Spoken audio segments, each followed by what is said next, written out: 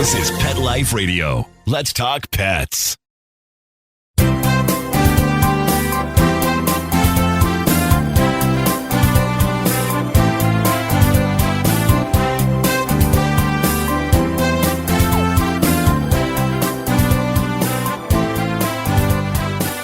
And welcome. You're here live with Dr. Jeff Werber on this lovely Sunday morning here in Los Angeles. So wherever you may be, I hope you're enjoying the kind of weather we are. Well, we had a lot of rain. Don't get me wrong.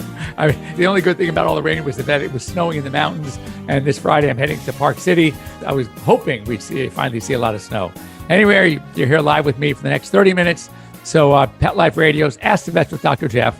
So ways to join me here on the show. Number one, you can join me here on Instagram. I want to say good morning. So easy way to get me it's the old-fashioned way. 877-385-8882. It's a toll-free number. Once again, 877-385-8882. Better yet, join me live here on Zoom. You go to the Pet Life Radio, PetLifeRadio.com, and you click on shows, scroll to Ask the Vets with Dr. Jeff, and there's a link left for you there. Just click on the link, brings you here live on the show, so we get to see you, we get to see your pet. And of course on Instagram, same thing, we see you live. Well, you see me live, I don't see you, but and if I do see you, then it stops other people from joining in, so we're not going to do that. But anyway, before we get started, I want to say, I peruse the news. There is a decrease in the amount of news because of the holiday. A lot of the news feeds were not producing as much. So if there's anything that any of you want to talk about, that would be a great thing, a great topic. I have some topics that I think I want to talk about.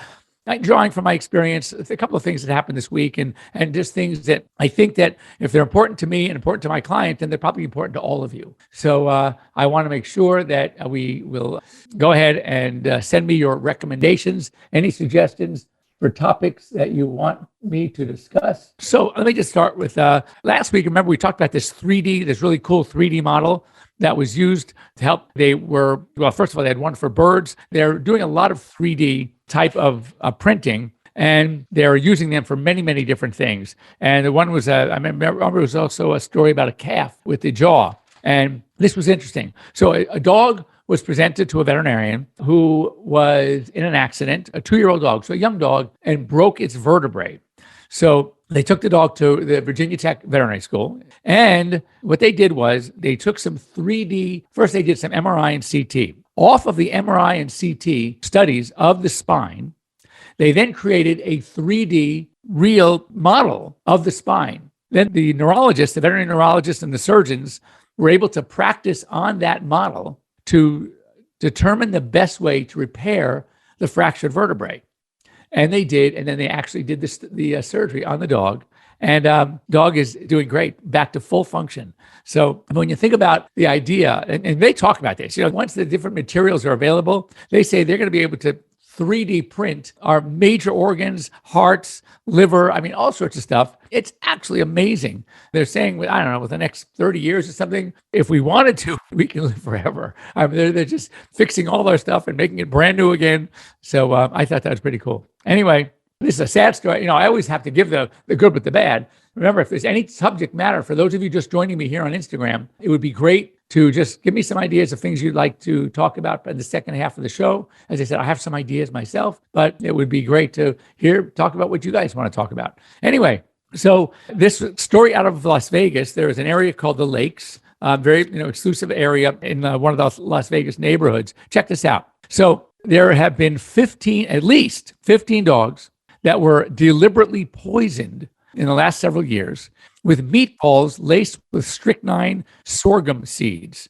That's kind of scary. And they would mix them in meatballs and throw them into the yards where these dogs lived. So unfortunately, they now have installed cameras in the neighborhood to try to see if they can find out who this culprit is. They have no idea who it is. They have no idea why. It's not like the people were being complained about. No one knocked on the door and said, your dogs are barking. Nothing. Just by the fact that they had dogs in their yard and they were poisoning these dogs. So if you happen to live anywhere near that area called the Lakes, it's a neighborhood, almost a suburb of Las Vegas, and it's pretty nice. Please be careful out there, because there's some wackos out there, and all they want to do are hurt our animals, and that's just really inexcusable. Not right. So next up, we've known this is going on for a while, and many of you who have older dogs also know this has been going on for a while, and it is doggy Alzheimer's.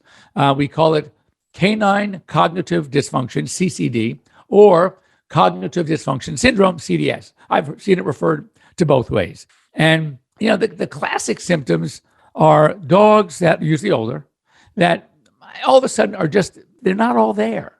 They might bark at you when you come home at night. You might walk into a room, you're calling them, they're not paying attention, they're not coming, look around the house, and they're staring into a corner, and they're just staring. They're obviously losing their bathroom. They're no longer house trained. They may not eat all their food at the same time. You could take them out for a long walk and they're going to come back and poop. It's all these things they're, as I said, they're not all there. They don't recognize you as much. So very similar to Alzheimer's. And interesting, I was walking in the neighborhood with my dogs and I saw an older client of mine. Her husband, she's probably in her 90s. Her husband passed away several years earlier. And she was out there with her daughter. And I remember she used to bring me newspapers for the runs, the cages at the hospital. And very, very sweet lady. So anyway, as I'm walking along, I see her out there. The garage door is open. I know she was doing something in the garage with her daughter. And I say, oh my God, hi. And I say her name and she starts talking to me and, oh my God, how are you? And then all of a sudden she goes, could you just remind me, who are you? This is after like a minute and a half of conversation. And the daughter says, Mom, that's Dr. Werber. Oh, yeah. I mean, and it's so sad. I've known this woman for 30 years. When you see it, it's really, it's frightening. What's more frightening, there's a good chance it's going to happen to all of us, if not many of us. So anyway, it's going to be, one of those things, sharpen your brains, eat that brain food, whatever it is. It's a sad state when you're talking to somebody. How about when you're talking to your own kids? I remember when my mom was alive and she would talk about her mother, my grandmother. And she said, and my grandmother, I've heard the kind of Alzheimer's people that when they start losing their mind, they get really some are just so sweet. Some of them get really obnoxious and they get darn out mean. And that was my grandmother. And oh God, she was impossible. I mean, she was impossible when she was with it. Remember when we first moved to California and I see at least one of my sisters is on, but I know I'm going to go laugh at this one. So my mom forced us to write letters to my grandparents. So we were like in elementary school, who knows, second, third, fourth grade. And we would write letters to our grandparents. All of a sudden, a week or two later, we get the letters back with all the corrections. My grandmother was a teacher. We would get all the corrections, like red marks and the correcting our spelling and our punctuation. Oh God, this was grandma. So anyway, very funny. The story of this is that there is a Cornell University, one of the better vet schools in the country, actually ranked number 2 right now, of course, to Davis, number 1, which I went to school, but that's here nor there. So they joined forces with the University of Washington and University of Arizona, and they started what they call a dog aging project. And they've raised about $5.1 million grant. And what they're doing is they're looking to the similarities between CCD, cognitive dysfunction syndrome, in dogs, and our Alzheimer's disease. And what they're doing is they're taking blood work. They're doing a lot of blood work, looking, are there any biomarkers that are seemingly apparent that are away from the norm? And those also that might be similar biomarkers to that which they see in people. And what they're trying to do, obviously, how much of this is genetic? How much of it is environmental? What type of combination of both? And what could help them understand the process better to hopefully either prevent or at least treat. So fascinating stuff. And since, both species seem to have, and I'm sure there are more as well, but obviously because of our very close social relationship with dogs, they are an ideal model animal to study because of the many similarities and the fact that we really know them. Even though, we know the cats, I'm sure cats happen this too. And I have a number of them, 5. And yeah, you could see changes as they get older. They slow down a little bit. They're not as attentive. They don't seem to be as interested in us. They're more interested in just themselves. And, again, it probably happens, but cats are harder to read anyway. So because so many cats are aloof, and all of a sudden you have a cat that's aloof, you're going to say, wait a second, is that the cat? Or is that the cat getting older and maybe a form of dementia as well? So who knows? We don't know. But anyway, one thing I will say, and this is from a behaviorist, and that's why it's so important in general to know your pet. Know their personality, know what makes them tick. Because when you have an animal that whatever it is, whether it's all of a sudden aloof, but it was normally not so aloof, or a dog or an animal, a pet that is much more aware and energetic about certain things, but normally was not that wasn't their style. They just not like that. Then take note, have them checked out, because it could be there's something else going on that is predisposing them to this new behavior, to this change in behavior that may seem, it's just a minor thing, but it may not be so minor. So it's very important to keep that in mind. And also, I saw this before we break. As you know, many times here in LA, we've been talking about that disease that I always caution, it's not a new disease. Leptospirosis is not new. In fact, it's been around for over 100 years. What's new about it is the threat that we are seeing in our area, and it's because of the animals that typically shed this bacterium, usually in their urine, but could be possibly feces as well, are things like, as I said, rats, wild rats, skunk, raccoons, opossums, wolves, deer. They were never like in our, you didn't have them in your backyard. You weren't walking down the street and you were, having to dodge the deer and the wolves or coyotes. But now we are seeing them in our neighborhoods. We are seeing coyotes. When I walk my dogs at night, we see raccoons and or squirrels regularly. It may not be every night, but what's so amazing is when they spot one, they seem to remember. So my dogs don't have dementia yet because they seem to remember the last time they saw either a raccoon or a skunk by someone's house, and they will stop, especially my lab and my French bulldog. Oh my God. They will park right in front of that house, and they are just watching. Where is that sucker? I saw him 3 nights ago. Where he's got to be here somewhere. They don't get it that they move around, but it's amazing how they remember every single house that they have spotted a skunk or a raccoon or coyote. It's amazing to me. So in New York, they are, and I've always asked people, depending on where you live, where you're joining me from, are you seeing this same surge in your areas? Well, there's a story out of New York that most likely because of the rat situation, they too are seeing a lot of lepto like in the city. And again, so it's very important when our dogs are congregating, if one has it and is shedding it in their urine, that's a possibility. But more importantly, because of wild rats around the city, if there's a puddle, if you just watch what your dog is, where he's walking, when they get home and they like to clean themselves, that too is important because that's where we can see this problem. So it's very, very important. So anyway, just about break time. Don't go away. We'll be back in a few minutes. When we come back, I want to talk about some emergencies and also some tumors or anything else. Any of you that are on Instagram want to talk about, have a problem with your pet or something that happened this week or the week before, and you want to talk about it, you want a little more understanding, now is the time to ask. Right after these messages, we'll be right back. Does your pet's breath leave a bit or a lot to be desired? You can give your pet the gift of sweeter breath and you'll get sweeter kisses with ProBiora Pet. That breath is the result of harmful bacteria which lives in your pet's mouth. And that harmful bacteria can lead to serious health problems. The solution is to crowd out that bad bacteria with positive bacteria. All it takes is 1 scoop a day of ProBiora Pet mixed into their food to replenish the good bacteria. That's it. This all-natural, no-taste, no-odor powder is the only dental care probiotic for pets which delivers beneficial bacteria which supports tooth and gum health and crowds out the bad.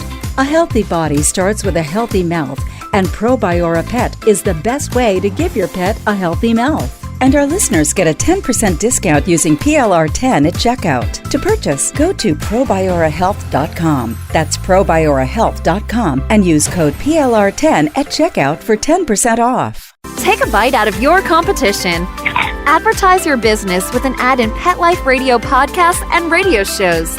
There is no other pet-related media that is as large and reaches more pet parents and pet lovers than Pet Life Radio.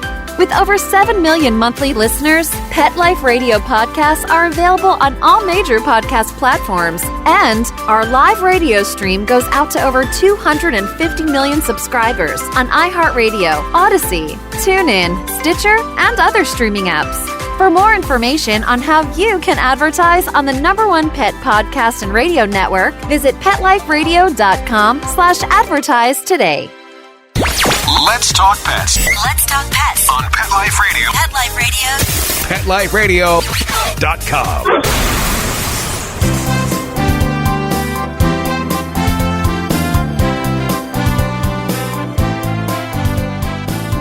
Okay, welcome back. You're live with Dr. Jeff Werber here on Pet Life Radio's Ask the Vets with Dr. Jeff. And I was asking my Instagram Live audience about any questions, any problems they've had with their pet. And I have a really good one about anxiety. All right. And so the first question I asked was this dog a rescue dog or something you've had since a puppy? And the reason I say that is that it's not uncommon to see these rescue dogs exhibit behaviors of separation anxiety, of which this dog has, and just be very hyper anxious. And even though the dog was rescued at 6 months, much of the imprinting of behavior, all right, and socialization, remember this, when you socialize animals, when you get a puppy, key socialization is between 8 and 18 weeks of age, even 18, 20 weeks of age. So if you miss that boat, that between 8 and 18 weeks or 8 and 20 weeks, there may be some underlying problems down the road. So what then all of a sudden you have this dog, you feel so bad and so nervous about it, and you're anxious about it. So what do you try to do? You try to give it as much love and affection and attention as you possibly can. And which is great, except when the dog now that becomes the norm. The dog doesn't know how to be by itself. It's codependency. You have all this love and affection. You adopted this dog. You was in emptiness, whatever, and you get this dog. It's great. From the dog's perspective, this is fantastic because I was in a cage or I was in a terrible situation. And now I have this great mom in a loving home, right? I don't want to go. Even when she leaves the room, I'm going to get nervous. When she goes out of the house, forget about it. I'm going to tear the house apart. So I need attention. And guess what? When you give it to her, that's what happens. Now they expect it. So we often have created the monster. And you have to know that. And not a bad thing. I mean, look, you give it a lot of love, you get a lot of love back, and maybe perhaps too much. So what we need to do, first of all, and again, this is where some animal behaviorists might come in handy, and whether or not to use medication. I am not a huge fan, but I will tell you that sometimes in order to start the process, you may have to use some medication, whether it's things like a sedative downer, like an acepromazine, alprazolam, which is Xanax, trazodone, things like that. And ultimately, even long-term, things like Prozac. And they do work very well in dogs. Try to do this without doing that way, without using drugs first. And the key here is to try to separate yourself a little bit. And that is look for toys, look for games that the dog could play that are self-rewarding. If you have a dog, if this dog of yours is treat motivated, that's great. It's not treat motivated. If the only treat, and I put that in quotes, is coming from you going, oh, come here, you good boy, right? Then that's a little more difficult.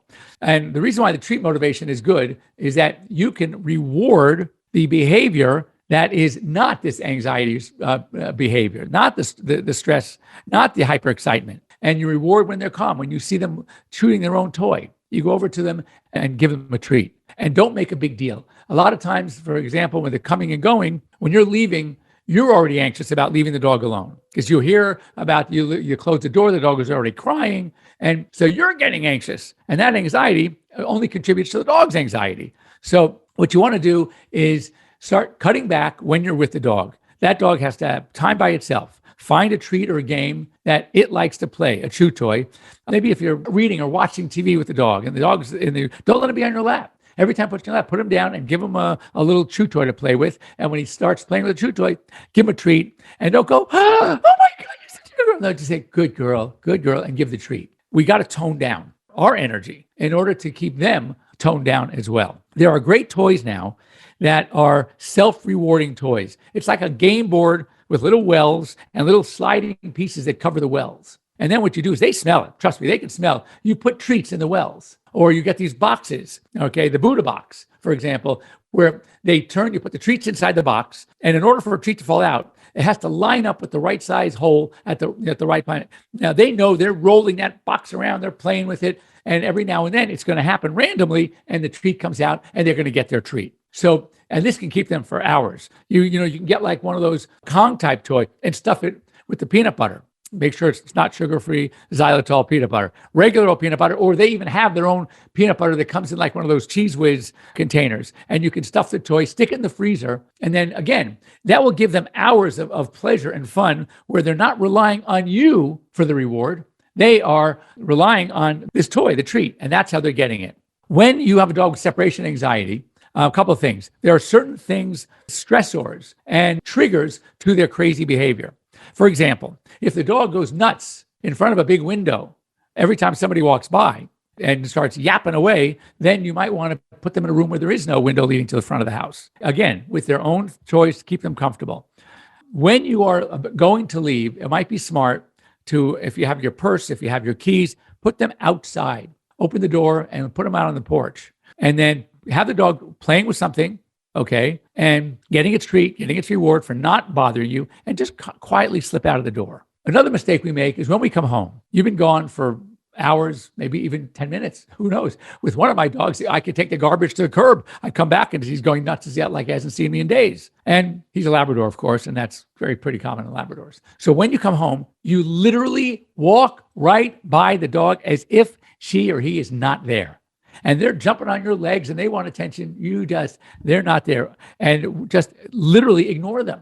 You want to get to the point where almost, if they could talk, they say, well, screw her. I can't believe she doesn't want to see me anymore. She doesn't love me anymore. Yes, you do. But you want to get to the point where that you're coming home is not such a big deal. So when you're gone, it's not such a big deal. And then when you come home, and after like 10 or 15 minutes, when she's finally calmed down, then you can reach down, right? Don't make eye contact. Just give her a little pet under the chin, top of the head, ask her to sit, give her a treat. And we have to slowly minimize the craziness, the attention that we pay to them. And it's hard. It's tough. That's, tough love that you're not going to give them a big hug and a kiss goodbye. Oh, goodbye, Pooch. Yeah, we'll be back soon. Don't worry. We'll be back right soon. They don't understand you. They know what they understand is you're leaving and they got all that cutesy stuff. And then when you leave, they're not getting it anymore and they start going nuts. So we have to tone it all down. And what you can do is also, I have a 1-page on separation anxiety that I've written a while ago. And I'd be happy to send it to you. So if you want to send me a private message on Instagram with your info, your email, and I will send that to you. And yes, I know it's hard not to give them all the constant love. Trust me, I know. But once they start expecting it and they get it nowhere else, of course they're going to miss it. Of course they're going to go nuts. So it's got to come from other avenues as well. It's got to come from the rewards have to come from not just you, but that's why self-rewarding, these self-rewarding toys and games are actually fantastic because of that. It does take the pressure off of us as well. And if, as I just said at the beginning, because they are so hyped up and this is so new to them, you may need to cheat, talk to your veterinarian. What you could try, what I would recommend to one of my clients as a over-the-counter, easy way just to bring them down a notch is Benadryl. I tell my clients all the time, it's a milligram per pound, 25-pound dog, 25 milligrams. That's a single adult dose. And just to kind of takes the edge off. And I like it better than some of the druggy drugs. Now dogs that are flying more and they can't be emotional support dogs anymore. So the small ones have to go in the carrier and put in the seat, under the seat in front of you. I say, give a little Benadryl and see how that works out. If that doesn't work, then, next time we'll have to use acepromazine, we'll have to use the trazodone, we'll have to use the alprazolam, whatever. But I would much rather do something as simple as a little Benadryl. And you give it up to twice a day, and it's very, very effective. In fact, one of my AirVet calls this morning was a dog who was acting weird. I'd been to the groomer yesterday, a year-old dog. And right away, I'm thinking, it's a year-old. It doesn't have a disease at a year-old, and especially a disease that came on like literally overnight, especially after being in a groomer. So I'm thinking what it could be. And he gave a 75-pound dog. So he obviously read somewhere before he talked to me. And yes, he gave 75 milligrams of Benadryl. That's 3 Benadryl. As you get bigger and bigger, I would have started, I said to him after the fact, because the dog was literally out for the count, down for the count. He was, I even called his name on the app, and he looks at me, he picks up one eye like, oh God, he was sleeping. So I would say 50 milligrams. I would have started, I said, I would have probably started at 50, see if that worked. If not, you can give another one. But anyway, certainly a milligram per pound is a safe dose. And my clients, use it all the time for those times where you just need a little help. Yeah, you're not going to knock him on his butt. Just want a little help, and it seems to work very well. So anyway, I will send you my one sheet, just some suggestions. But basically, what we need to do is we need to be trained as well and try to help their anxiety and give them lots of things. If you find something that this dog likes to do that doesn't involve you, whether it's a game, a treat, a toy, right? Get it to him, give it to him. And I have this great thing. It's called RoboBone. And just the reason why I like it so much is we did a segment we were talking about behavior, and it was on Inside Edition. And I said, well, I got this thing. It's called RoboBone. I haven't used it yet. It's electronic. runs on batteries. It's got these big like wheels, like one of those off-road kind of cars. And it's all plastic. And you put in the wheel well, you put the treats, and it turns and it responds to the dog. Every time it touches, it makes a sharp turn. And when it does that sharp turn, some of the treats fall out of the wheels. Well, I have one of my dogs, one of the Frenchies. I told the guy who was doing the camera work, I said, he's not going to like it. He isn't doing it. Oh, I put this thing down. I turned it on. He went bonkers. He was touching it. And every time you nudge it, it starts moving again on its own and then starts changing, turning a sharp right, a sharp left, and the street's falling out. And I'm telling you, we watched him for 15 minutes and all he was doing was playing with this thing. So anyway, it's fun. So think of that as well. Those are the kinds of things you want to try to find. So send me your information. I will send you the one sheet on separation anxiety. And another question. My son and I just had COVID. What are the chances that dogs are getting it? Well, I will tell you that dogs don't get sick. They have not gotten sick. Whether they actually even get it or whether it's just there, because there's some dogs have tested positive, but the virus was there, but it apparently has no effect on them. And there have been no cases of a dog giving it back to another dog or person. As I said, I think I reported this a week or two ago, two animals that show that they can actually not only get it, but transmit it are deer and mink. Cats that get it, and they do, get mild sickness, and they've all gotten better. And obviously primates. Well, primates is a different category because that's more like people. And they can get it, and they probably can transmit it. But I'm talking about non-primate animals. So the chances are very slim. But if you have a cat and you have COVID, I would recommend separating yourselves from the cat until if you have the Omicron, they say 5 days, make it 7 days if you want to just be a little bit more careful. But I read something this morning that basically said, don't knock yourselves out because chances are everybody's going to get it at one point or another. I mean, I've had it. My wife had it. Some of my kids have had it and all fine. And they do say with this new variant that it's easier to get, but you don't get as sick. And maybe that's a good thing. In fact, there was an expert, an epidemiologist that said, or virologist that said, that's what's happening. As we get more and more of these variants, they're getting less aggressive and it's less virulent as far as the disease. And what it is doing, though, is building up our own natural immunity until the point where everybody's going to have their natural immunity. And hopefully these numbers will go down. So anyway, I still am careful. At work, we're all wearing masks, but I am going to Park City on Friday. And of course, we'll have to wear masks on the plane, unless you want to see me on Instagram yelling and screaming at a flight attendant for not wearing my mask. I think some of those stories, I think they're made up. I think someone's doing it. They're just getting us all crazy because there's no way people can be that obnoxious or that stupid, or maybe they can, who knows? But stupid, maybe. I don't know about that obnoxious. Anyway, thanks for joining me here. Hope you all had a great, safe New Year. It was pretty, for me, it was no great shakes. And I would, next week, I'm going to be in Park City, depending on many factors, such as the weather, my poor aching body.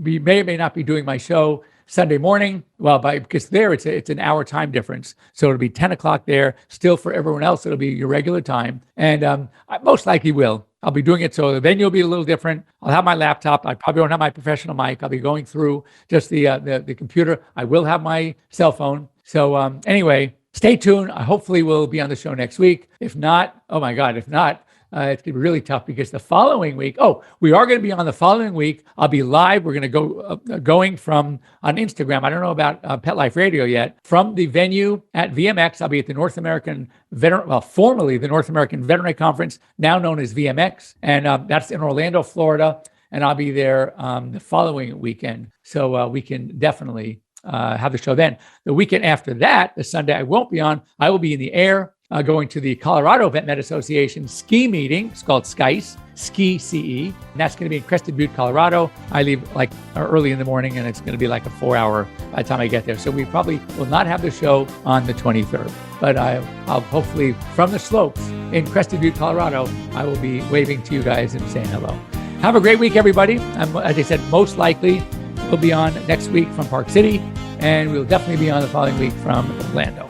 And anyway, as I said, hope you had a great New Year. Stay safe. Any questions, please, any topics, anything that you guys either hear, you can always get a hold of me at drjeff@petliferadio.com or reach me on Instagram Live, just Werbs_DVM, or just put in Dr. Jeff Werber. You'll find me, and we'd love to have you as part of the show and talk about anything that you want to talk about, because there's very few things I like more than helping you out with your pets and doing the best I can to make your lives better and to make their lives better as well. Have a great week, everybody, and see you next time. Let's Talk Pets, every week on demand, only on PetLifeRadio.com.